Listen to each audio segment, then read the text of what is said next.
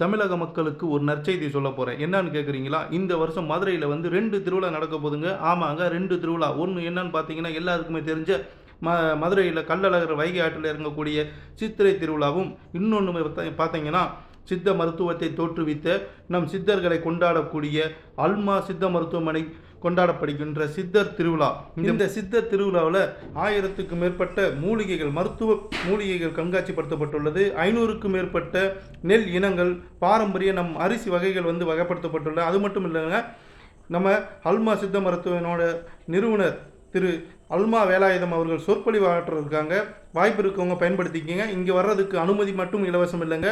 இங்கே கருப்பு கவுனி பாயாசத்தோட சாப்பாடும் கூட இங்கே இலவசம். கண்டிப்பாக வாய்ப்பு இருக்கவங்க பயன்படுத்திங்க. இது மதுரை மாவட்டம் திருமங்கலம் பக்கத்தில் இருக்கக்கூடிய சித்திரெட்டிப்பட்டின்ற கிராமத்தில் தான் நடக்க இருக்குது. கண்டிப்பாக வந்து வாய்ப்பு இருக்கவங்க பயன்படுத்திக்கங்க. நன்றி, வணக்கம்.